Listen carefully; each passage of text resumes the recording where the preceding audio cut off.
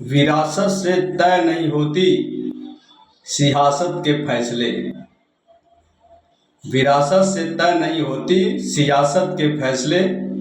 उड़ान तय करेगी कि आसमां किसका है। पढ़ाई में आलस करना अपने माता पिता के बलिदानों का मजाक उड़ाना है। इसी के साथ यहाँ पढ़ाई की बात की है साथियों। तो कहते हैं कि शिक्षा वो शेरनी का दूध है जो इसे जितना पीता है उतना ही दहाड़ता है।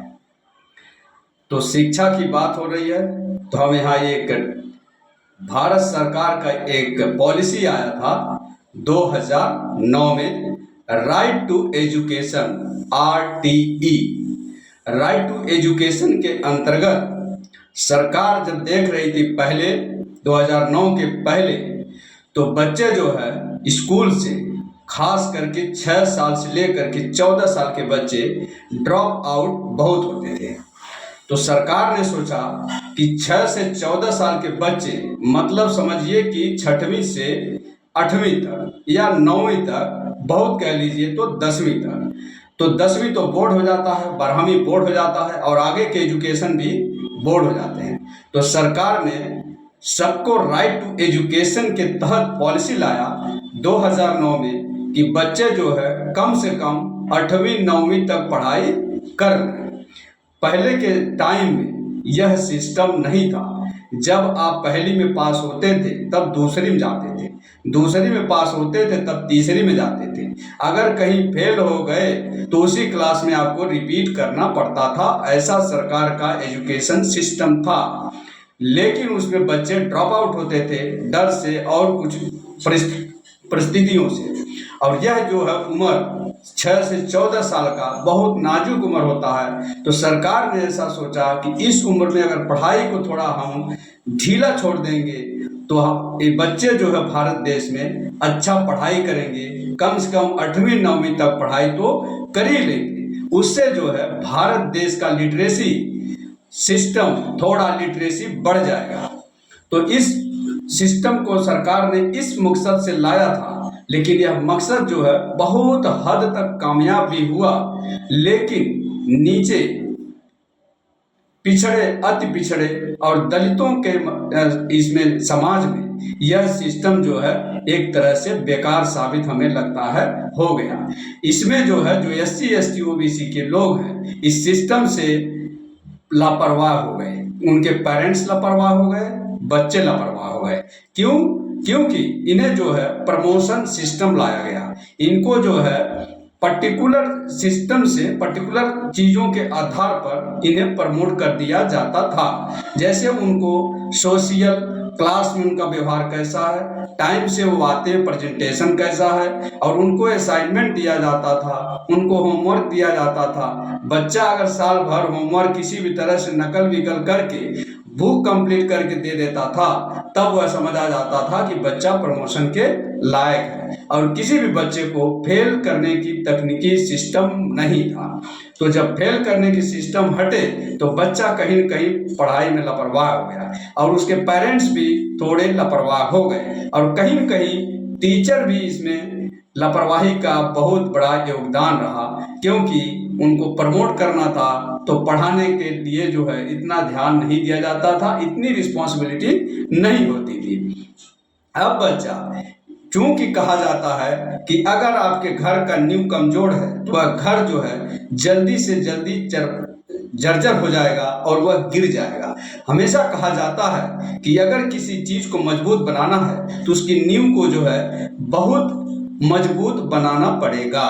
तो यह मजबूत नींव एजुकेशन, ये बच्चों में जो एजुकेशन है पहली से लेके 8वीं या 9वीं तक, ये एक बेसिक और न्यू टाइप का एजुकेशन है। इसमें अगर बच्चा कमजोर हो गया तो आगे जा करके वह बच्चा कभी भी एजुकेशन में, अपने क्वालिफिकेशन में, पढ़ाई में, शिक्षा में कभी सक्सेस नहीं हो सकता। क्योंकि ये बेसिक है, ये न्यू है। तो साथियों, इस न्यू को तो कमजोर कर दिया गया और इस न्यू से कमजोरी के कारण SC ST OBC या गरीब वर्ग के लोग जो है इस शिक्षा से वंचित होते जा रहे हैं। अब इसमें जिस परिवार का एजुकेशन सिस्टम, शिक्षा में अच्छे लोग हैं, बढ़िया परिवार शिक्षित है, तब तो वो सिस्टम से पढ़ करके, और बच्चे जो होशियार हैं, थोड़े स्किल्ड हैं और थोड़े टैलेंटेड हैं, वह तो पढ़ाई में आगे बढ़ जा रहे हैं। लेकिन गांव साइड में, चूंकि भारत देश गांव का देश है, तो यहाँ जो है एजुकेशन सिस्टम बच्चों में बहुत सिस्टम खराब हो गया है। पहले के टाइम में भी सिस्टम खराब थे, डर से लोग नहीं जाते थे कि फेल हो जाऊंगा, बेइज्जती होगी, शर्म करते थे। इसी सिस्टम को हटा दिया गवर्नमेंट ने, फिर भी एजुकेशन में इतना तरक्की नहीं हुआ।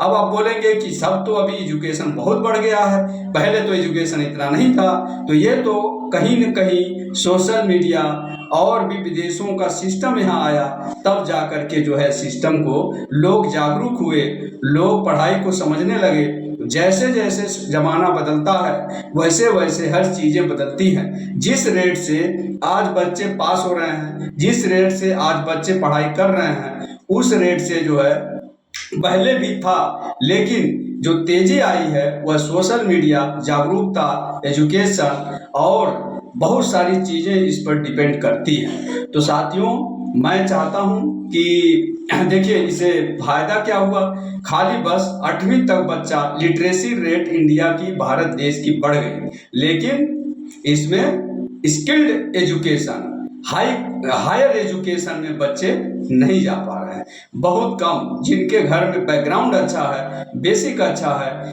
पैसे से अच्छे हैं और एजुकेशन में हैं, वो लोग तो आगे बढ़ रहे हैं। लेकिन जो पेरेंट्स गरीब हैं, कम पढ़े लिखे हैं और बच्चे जो लापरवाह हो रहे हैं, उनके हायर एजुकेशन बहुत लो कैटेगरी की हो गई है, लो लेवल की हो गई है। तो मैं चाहता हूं कि यहाँ जो है सरकार को कुछ इसमें स्किल्ड लेवल के एजुकेशन लाने की ज़रूरत है। जब तक स्किल्ड लेवल का देश में कब ये एजुकेशन नहीं आएगा, तब तक जो है भारत देश में एजुकेशन सिस्टम, भारत देश में एजुकेशन, भारत देश जो है विकसित और ये ग्रोथ नहीं कर पाएगा। तो साथियों, मैं इसमें लॉस बहुत है प्रमोशन सिस्टम में, क्योंकि लापरवाहियाँ और गैर जिम्मेदाराना दोनों तरफ से हो जाता है, पेरेंट्स, स्टूडेंट्स और टीचर की तरफ से हो जाता है। तो ये सिस्टम जो थोड़ा, और हमें लगता है कि 8वीं में भी बोर्ड का सिस्टम ले आ देना चाहिए। अगर 8वीं बच्चा पास करता है तब तो 9वीं में लेना है, नहीं तो उधर ही उसको रिपीट करवा देना। तो साथियों, मैं चाहूँगा कि ये जो भी राइट टू एजुकेशन की पॉलिसी है, तो उसको एक बेहतर तरीके से लाया जाए। One education, one nation, one education, one syllabus, one nation, one examination, one nation, one language, one nation और वन सिस्टम से अगर चले देश, तो बहुत बेहतर तरीके से, और एजुकेशन पर खास करके फोकस करना पड़ेगा भारत सरकार को, तभी हमारा देश जो है 2047 तक विकसित हो पाएगा, नहीं तो नामुमकिन ही है। इसी के साथ आप सब लोग बच्चों को एजुकेट करिए और बच्चों को समझाइए। आजकल मोबाइल का ज़माना है, बच्चे ध्यान नहीं दे रहे हैं, लेकिन देखिए किस तरह से बच्चे आपके आगे बढ़ते हैं, उस पर फोकस करिए।